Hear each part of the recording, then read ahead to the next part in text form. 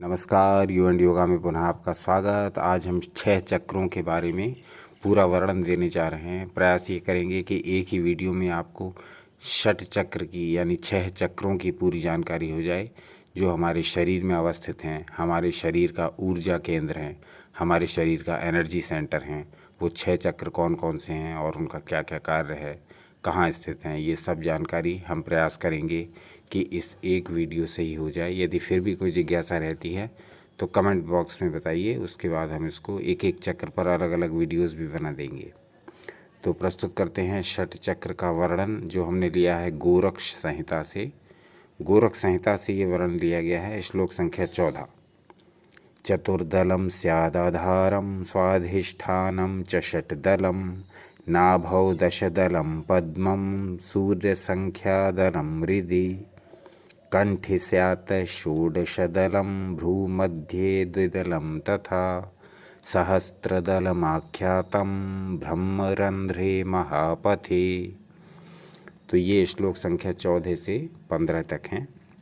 देखते हैं कि इसमें 6 चक्रों के बारे में क्या बताया गया है। तो कहा गया मूलाधार चक्र 4 दल का होता है। 4 दल का अर्थ हुआ 4 पंखुड़ियों वाला कमल जैसा होता है। कमल पुष्प जैसे 4 पंखुड़ी वाला होता है, इस प्रकार से पंखुड़ियों के लिए दल का प्रयोग किया गया है। तो मूलाधार चक्र 4 दल का होता है, स्वादिष्ठान चक्र 6 दल का, नाभि में मणिपुर चक्र, हृदय में अनाहत चक्र। नाभि का जो मणिपुर चक्र होता है वो 10 दल का होता है, उसमें 10 पंखुड़ियाँ होती हैं। और हृदय में जो अनाहत चक्र होता है वो 12 दल का होता है। कंठ में जो विशुद्धि चक्र होता है वो 16 दल का होता है। और भौहों के मध्य में जो आज्ञा चक्र स्थित है वो द्विदल होता है, 2 दलों का, उसमें 2 पंखुड़ी होती हैं आज्ञा चक्र में। इसके ऊपर सहस्त्र दल का कमल ब्रह्मरंध्र के महामार्ग में अवस्थित है। यानी जो हमारा सहस्त्रार होता है, सहस्त्रार चक्र जो हमारा होता है, उसमें सहस्त्र दल बताए गए हैं। इसी सहस्त्र दलों के कारण इसको सहस्त्रार नाम दिया गया है। सहस्त्र मीन्स होता है 1000। तो 1000 पंखुड़ियों वाले कमल की कल्पना की गई है सहस्त्रार चक्र में। तो इसमें 1000 पंखुड़ी होती हैं। आगे चलते हैं। हमारे शरीर में 6 चक्र हैं। इन सब की आकृति भिन्न भिन्न है। यह एक प्रकार की सूक्ष्म ग्रंथियां होती हैं। उनका स्वरूप कमल पुष्पों की पंखुड़ियों के समान होता है। इसीलिए इन पंखुड़ियों को दल के नाम से संज्ञा दी जाती है। ये इतने सूक्ष्म होते हैं कि शक्तिशाली दूरबीन से भी, शक्तिशाली टेलीस्कोप से भी, शक्तिशाली सूक्ष्म दर्शक यंत्र से भी, माइक्रोस्कोप से भी, क्षमा करें, टेलीस्कोप बाहर की दूर की वस्तुओं को देखने में प्रयोग आता है और माइक्रोस्कोप या सूक्ष्मदर्शी यंत्र सूक्ष्म वस्तुओं को देखने में प्रयोग में आता है। माइक्रोस्कोप से देखने पर भी आपको शरीर में किसी भी प्रकार का कोई भी चक्र दिखाई नहीं देगा। चक्रों की स्थिति सूक्ष्म रूप से अवस्थित है। कोई भी चक्र आपको मूलाधार से लेकर के सहस्त्रार तक आपको किसी भी माइक्रोस्कोप से देखने पर नहीं दिखेगा। अत्यधिक सूक्ष्म इलेक्ट्रॉनिक माइक्रोस्कोप से भी इसको नहीं देखा जा सकता। इलेक्ट्रॉन माइक्रोस्कोप से भी इसको देखना संभव नहीं। शरीर में इनकी स्थिति इतनी अधिक सूक्ष्म है। तो जहाँ विज्ञान समाप्त होता है, जहाँ तक वो देख पाता है, वहीं तक हम जान पाते हैं। हमारे शरीर की जो सूक्ष्म शिराएं हैं, जो रक्त का बहना है, जो भोजन का पाचन है, जितनी भी हमारे अंदर मेटाबॉलिज्म की क्रियाएं होती हैं, वो सब तो हम आधुनिक चिकित्सा उपकरणों द्वारा देख पाते हैं। सीटी स्कैन द्वारा शरीर के प्रत्येक अंग का लेखा जोखा हम रख लेते हैं। एमआरआई और अन्य विधियां जो प्रचलित हैं, उनसे हम शरीर के विभिन्न अंगों का, इवन मस्तिष्क तक का मैपिंग पूरा कर लेते हैं और सब अंगों की क्रियाविधि को, उनकी कार्य प्रणाली को समझ लेते हैं। परंतु यहाँ आधुनिक चिकित्सा विज्ञान फेल हो जाता है, पूरी तरह फेल हो जाता है, क्योंकि चक्रों को ना तो वो देख सकता है, न चक्रों की कार्य प्रणाली समझ सकता है और न चक्रों के बारे में कुछ भी बता सकता है। इसलिए आधुनिक चिकित्सा विज्ञानी चक्र के तर्क को ही नहीं मान सकते। उस पर तर्क करना तो दूर रहा, वो उसकी सत्ता को ही स्वीकार नहीं करते, क्योंकि उनकी दृष्टि जो है वो वहाँ तक सीमित है जहाँ तक जो चीज़ उनको दिखाई दे रही है। वायु हमें दिखाई नहीं देती, लेकिन वायु की सत्ता है। गर्मी हमें दिखाई नहीं देती, लेकिन गर्मी की सत्ता है। प्राण हमें दिखाई नहीं देते, लेकिन प्राण की सत्ता है। उसी प्रकार से षट चक्र भी हमें दिखते नहीं, परंतु उनकी सत्ता है, वो अपना कार्य कर रहे हैं। बात को विस्तार न देते हुए आगे चलते हैं और देखते हैं योग कुंडली उपनिषद में इन 6 चक्रों के बारे में क्या कहा गया। इसका श्लोक भी आपकी स्क्रीन पर प्रदर्शित हो रहा है।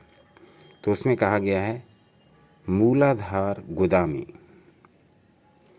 स्वादिष्ठान लिंग के निकट, मणिपुर चक्र नाभि में, अनाहत चक्र हृदय में, विशुद्धि चक्र कंठ में और आज्ञा चक्र मस्तिष्क में होता है। तो ये हमने लिया है योग कुंडली उपनिषद से।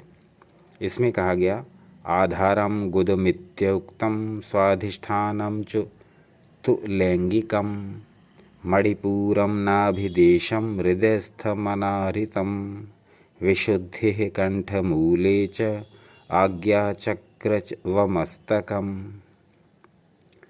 तो जिस चक्र की शरीर में जहाँ स्थिति है उसके बारे में लगभग सभी ग्रंथों में कोई भी विरोधाभास नहीं। सभी ग्रंथों में स्पष्ट कर दिया गया है कि कौन से चक्र की स्थिति कहाँ है। तो जो चक्र जहाँ स्थित है उसी स्थान पर उसका ध्यान लगाने से लाभ होता है। ये मूल बात है चक्रों से ऊर्जा प्राप्त करने की। जो चक्र शरीर के जिस भाग में स्थित है, हम अपने ध्यान को यदि उस भाग पर केंद्रित करें तब वह चक्र ऊर्जित होता है, उस चक्र को ऊर्जा प्राप्त होती है। इसीलिए ध्यान में विभिन्न बीज मंत्रों के माध्यम से अपने अपने चक्रों को ऊर्जा देने की प्रक्रियाएं हैं, जो कि अलग अलग प्रकार की हैं। आगे चलते हैं। सभी चक्रों के दलों की संख्या में भिन्नता होने का कारण क्या है? सुषुम्ना नाड़ी में प्राणवायु का तीव्र गति से चलना और वहाँ सूक्ष्म भंवर बनना है। यानी सुषुम्ना नाड़ी जब प्राण के संपर्क में आती, प्राणवायु के संपर्क में आती है, श्वास के संपर्क में आती है, तब वहाँ कुछ भंवर जैसे बनते हैं। उस प्रकार के भंवर जिस प्रकार से समुद्र के जल में बनते हैं। यह आकृति चक्रों का यंत्र कही जाती है। आपने षट चक्रों के यंत्र देखे होंगे। अलग अलग चक्रों को अलग अलग त्रिकोणों, अलग अलग रेखाओं से प्रदर्शित किया जाता है। तो ये चक्र इसी बात का प्रतीक हैं कि प्राणवायु सुषुम्ना में किस प्रकार से एंटर कर रही है। आगे देखते हैं। सुषुम्ना नाड़ी के बहने वाले प्राण प्रवाह की टेढ़ी मेढ़ी गति की आकृति अक्षरों जैसी होने के कारण वह वायु मार्ग चक्रों के अक्षरों से परिपूर्ण माना जाता है। तो जब प्राणवायु सुषुम्ना नाड़ी में एंटर करती है उस समय विभिन्न प्रकार की जो आकृतियाँ बनती हैं, उन्हीं आकृतियों के आधार पर हर चक्र के अलग अलग बीज मंत्र हैं और अलग अलग आकृतियाँ हैं, अलग अलग रूप हैं, अलग अलग रंग हैं। तो ये बहुत महत्वपूर्ण श्लोक हैं और षट चक्रों के विषय में ये पूर्ण प्रकाश डालते हैं। षट चक्रों के विषय में जो लोग भी रुचि रखते हैं उनके लिए विभिन्न ग्रंथों से हम षट चक्रों के बारे में पूरा वर्णन लेकर के आते रहेंगे आगे भी। तो इस पर आगे देखते हैं। शरीर का बाहरी वर्ण यद्यपि सर्वत्र समान होता है, बाहर से देखने पर शरीर एक जैसा प्रतीत होता है, परंतु इन चक्रों के रंग में भिन्नता होती है। पूरा शरीर हमारा, पूरी त्वचा एक जैसी बाहर से दिखाई देती है, परंतु हमारे शरीर के भीतरी भाग में अवस्थित जो चक्र हैं, उन चक्रों का तत्व, उन चक्रों का कार्य, उन चक्रों का स्थान, उन चक्रों की प्रकृति बिल्कुल भिन्न भिन्न होती है। इस कारण से उनका रंग और उनकी बीज मंत्र से लेकर कार्य प्रणाली तक बिल्कुल एक दूसरे से भिन्न होती है। इसका ये कारण है कि उन चक्रों में भिन्न भिन्न तत्वों की प्रधानता होती है। यानी किसी चक्र में वायु तत्व अधिक है, किसी चक्र में अग्नि तत्व अधिक है और किसी में जल तत्व। इस प्रकार से ये सारे चक्र आपस में एक दूसरे से अलग हैं। अब इस प्रकार से जब तत्वों की भिन्नता है हर चक्र में, तो इससे क्या होता है, स्थानीय परिवर्तन हो जाता है। जैसे अग्नि तत्व के संयोग से रक्त नीले रंग का हो जाएगा। यदि अग्नि तत्व रक्त में मिलता है तब रक्त नीला दिखाई देता है, और यदि वायु तत्व रक्त में मिलता है तब रक्त लाल दिखाई देता है। पृथ्वी तत्व मिलता है तो गुलाबी, और आकाश तत्व यदि रक्त में मिल जाए तो धूम्र जैसा रंग आता है, धुएं जैसा। आगे चलते हैं। सुषुम्ना नाड़ी में प्राणवायु के प्रवाह के टकराव से जब चक्र प्रभावित होते हैं, तब उनमें से लम, यम, रम, हम, ओम जैसे स्वरों की ध्वनियाँ निकलती हैं। ये ध्वनियाँ चक्रों का बीज कहलाती हैं। ये जो बीज मंत्र हैं, ये चक्रों के बीज मंत्र हैं। यह उस प्रक्रिया से उत्पन्न हुए हैं जब प्राणवायु का टकराव उन चक्रों के सूक्ष्म छिद्रों से होता है, तब इस प्रकार की ध्वनियाँ उत्पन्न होती हैं। और ये ध्वनियाँ इतनी महत्वपूर्ण हैं कि ये उन चक्रों का बीज मंत्र कही जाती हैं। यदि इन बीज मंत्रों के साथ में हम चक्रों का ध्यान करते हैं तो ये इतना अधिक प्रभावी होता है कि चक्र दुगनी गति से ऊर्जावान होने लगते हैं। यदि हम केवल बिना बीज मंत्र के ही चक्रों पर ध्यान लगाएं तब चक्रों को ऊर्जा मिलती है, ये बात सही है। लेकिन यदि बीज मंत्रों के साथ हम एक एक चक्र पर ध्यान लगाएं, जिस चक्र का जो बीज मंत्र है उसके आधार पर ध्यान लगाएंगे, तब निश्चित ही हमारे चक्र बहुत तीव्र गति से ऊर्जावान होंगे और धीरे धीरे वो अपना कार्य तेज़ी से करते हुए हमें हमारे अंतिम लक्ष्य कुंडलिनी जागरण तक पहुंचाएंगे, मोक्ष तक पहुंचाएंगे। तो ये एक ध्यान देने की बात है, ये ध्यान रखने की बात है प्रत्येक साधक के लिए कि जब हम चक्रों को ऊर्जा दे रहे हैं, चक्रों को जगा रहे हैं, चक्रों को व्यवस्थित कर रहे हैं, तब हमको ये भी ध्यान देना है कि किस चक्र का कौन सा रंग है, कौन सा बीज मंत्र है। यदि जिस चक्र पर हम ध्यान लगा रहे हैं उसका रंग और उसका बीज मंत्र भी हम साथ साथ जपते चलें तो वह चक्र बहुत शीघ्रता से ऊर्जावान हो जाएगा और अपना कार्य अधिक तेज़ी से करता हुआ हमारे शरीर को पूर्ण ऊर्जा से भर देगा। तो देखते हैं, यह ध्वनियाँ चक्रों का बीज कहलाती हैं। पंच तत्वों के गुणों में भिन्नता होने के कारण चक्रों के गुणों में भी भिन्नता होना स्वाभाविक है। अब जब तत्व ही अलग अलग हैं, हर तत्व का अपना अपना कार्य है, अपना अपना गुण है, अपनी अपनी प्रकृति है, तो जो तत्व जिस चक्र में अधिक होगा वो चक्र भी उस तत्व के गुणों से प्रभावित होता हुआ उसके कार्य भी उस तत्व के अनुसार ही होंगे। प्रत्येक चक्र का अपना पृथक वाहन भी माना गया है। तो ऐसी भी परिकल्पना की जाती है कि प्रत्येक चक्र का अपना स्वयं का एक वाहन भी है जिस पर चढ़कर वो शरीर की सवारी करता है, शरीर की यात्रा करता है।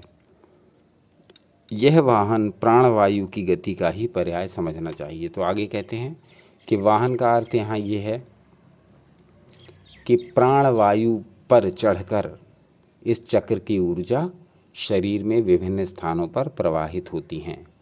प्राणवायु ही वो माध्यम है जो चक्रों की ऊर्जा को हमारे शरीर में जगह जगह फैलाता है। चक्रों की जो ऊर्जाएं हैं वह किस माध्यम से हमारे शरीर में कार्य करती हैं, वो माध्यम है प्राणवायु। तभी कहा जाता है कि आप प्राणायाम का अभ्यास करिए। प्राणवायु शरीर में जितनी अधिक सक्रिय होगी, जितने बड़े क्षेत्र में सक्रिय होगी, हमारे शरीर के जिस जिस हिस्से में सक्रिय होगी, जिन जिन कोशिकाओं में सक्रिय होगी, वहाँ वहाँ हमारे चक्र अपना अपना कार्य बहुत कुशलता से संपन्न करेंगे। जो ऊर्जा वो निरंतर छोड़ रहे हैं वो ऊर्जा हमारे शरीर में कैसे पहुँचेगी? केवल प्राणवायु के माध्यम से। जब हम प्राणवायु को अपने शरीर में इस प्रकार से स्थापित करेंगे कि वो पूरे शरीर में व्याप्त हो जाए, प्राणायाम का यही तो कार्य है, प्राणों का आयाम, विस्तार देना प्राणों को। तो जब हम प्राणों को विस्तार देंगे, श्वासों को अपने शरीर में लयबद्ध रूप से आने देंगे, तब चक्रों की ऊर्जा स्वयं ही हमारे शरीर में उस प्राणवायु को वाहन बनाकर हमारे शरीर की प्रत्येक कोशिका में, प्रत्येक अंग में, प्रत्येक मांसपेशी में, प्रत्येक अस्थि में प्रवेश कर जाएगी और चक्रों की वो ऊर्जा प्राणवायु के माध्यम से हमारे शरीर को अत्यधिक ऊर्जावान बना देगी। आगे चलते हैं। साधक के लिए इन चक्रों की विस्तृत जानकारी होना अत्यधिक आवश्यक है। इसलिए अब इन चक्रों का पूरा विवरण दिया जा रहा है। तो चक्रों का पूरा विवरण: मूलाधार चक्र, स्वाधिष्ठान चक्र, मणिपुर चक्र, अनाहत चक्र, आज्ञा चक्र, सहस्त्रार चक्र। तो ये जो चक्र हैं ये पृथक पृथक इनके क्या क्या गुण हैं और क्या क्या इनका कार्य है, ये सब हम जानेंगे कल के अंक में। आज का अंक यहीं तक। तो देखते रहिए आपका अपना चैनल यू एंड योगा। आपका अनमोल समय हमें देने के लिए बहुत बहुत धन्यवाद।